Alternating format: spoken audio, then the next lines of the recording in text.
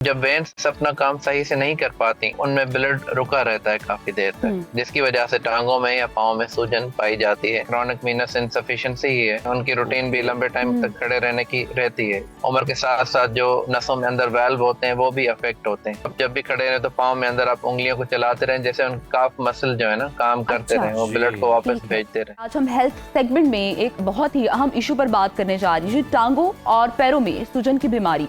इस बीमारी को हम लोग क्रॉनिक वेनस इंसफिशिएंसी भी कहते हैं और ये कहा जाता है कि ये बीमारी आम तौर पर उम्र रसीदा अफराद में पाई जाती है। अगर पाकिस्तान की बात की जाए तो यहाँ भी ये बीमारी आम देखने में आ रही है और आजकल अक्सर लोग टांगों और पैरों में दर्द और सूजन की शिकायत लेकर सामने आते हुए दिखाई देते हैं। हाल ही में अमेरिका के सदर डोनाल्ड ट्रंप भी इस बीमारी का शिकार हुए हैं और उनके पांव पर सूजन और हाथों पर नील पड़ने की तस्वीरें मंजर-ए-आम पर आई।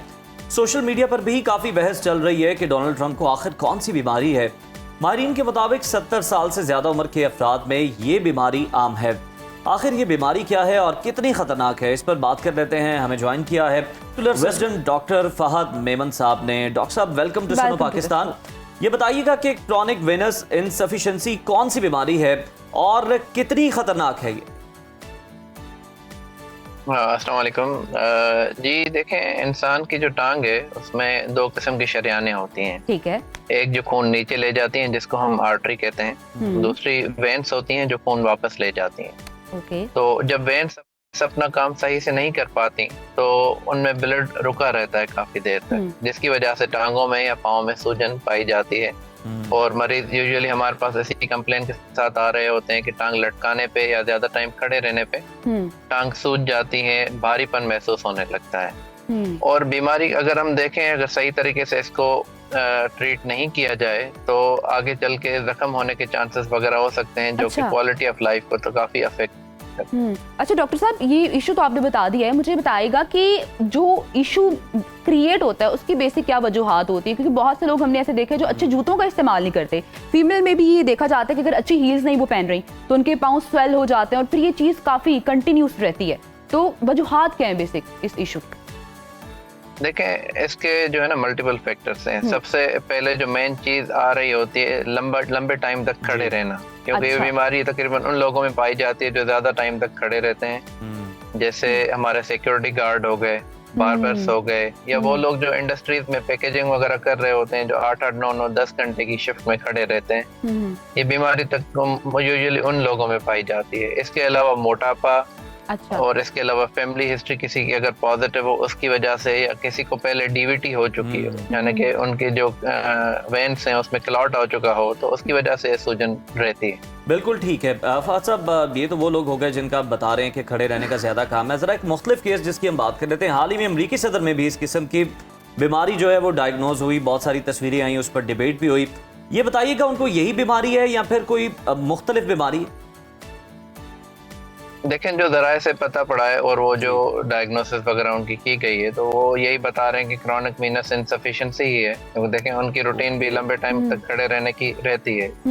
और उम्र के साथ साथ जो नसों में अंदर वाल्व होते हैं वो भी अफेक्ट होते हैं। और बाज़ औक़ात ये भी होता है किसी की अगर फैमिली हिस्ट्री पॉजिटिव हो तो बाज़ औक़ात उस वजह से भी ये चीज़ पाई जा सकती है। अच्छा, तो डॉक्टर साहब फिर इस बात में किस हद तक सदाकत थी कि व्हाइट हाउस वालों की जानिब से तो यही बताया गया था कि स्प्रिंग के इस्तेमाल की वजह से नील पड़ गए उन्हें, और आम आदमी को कैसे ये पता चल सकता है? हमें ये भी थोड़ी सी रोशनी डाल दे कि ये किसी दवाई का रिएक्शन है या पावर टांगों की सूजन जो है ये एक प्रॉपर बीमारी ही है?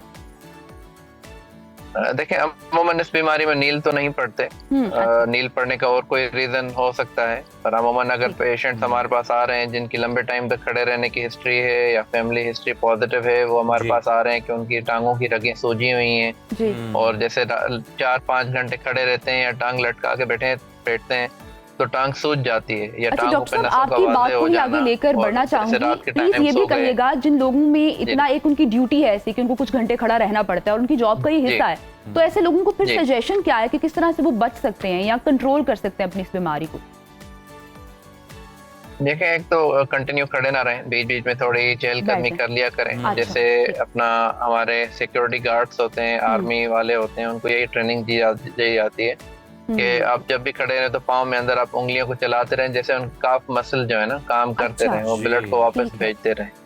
और स्टॉकिंग्स का यूज करना चाहिए। जो जुराब आते हैं स्पेशल किस्म के, पाँव से लेके घुटने तक या ऊपर थाए तक जो आते हैं, वो बंदे पहन ले तो उससे ये है कि काफी चीजों तक बचा जा सकता है। बिल्कुल ठीक है। डॉक्टर साहब ये भी बताइएगा कि क्रॉनिक वेनस इंसफिशिएंसी सिर्फ जिस्म के निचले हिस्से को मुतासर करती है या किसी भी हिस्से पर हमलावर हो सकती है, और साथ ही साथ ये भी बताइएगा कि नौजवानों में भी ये मसला बड़ा देखने में आ रहा है कि मुख्तलिफ बॉडी के हिस्सों पे क्लॉट्स बनना शुरू हो जाते हैं।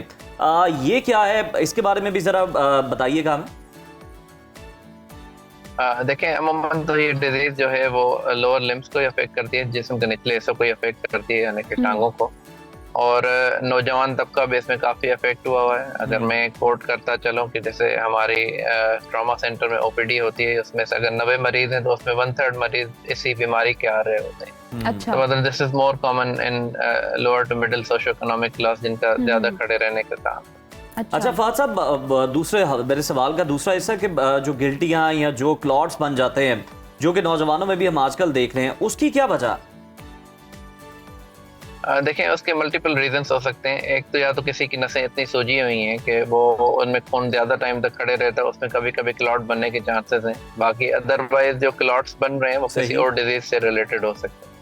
अच्छा डॉक्टर साहब, हमें ये भी बता दें कि अगर बर वक्त इस बीमारी का इलाज ना किया जाए तो इसके क्या नुकसान हो सकते हैं, और कौन सी वो अलार्मिंग सिचुएशन है कि जब आपको सामना उसका करना पड़ जाए तो आप समझें कि अब तो फौरन डॉक्टर के पास जाना चाहिए और इसका इलाज फौरन करना चाहिए?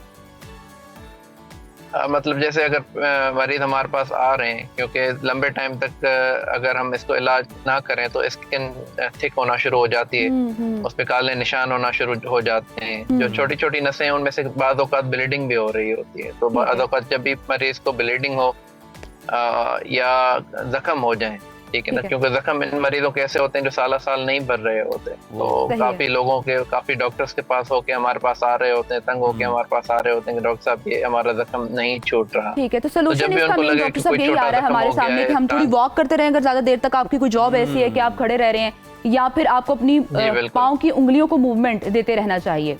बिल्कुल ठीक है, बहुत शुक्रिया डॉक्टर फहद हुसैन साहब आपके वक्त का।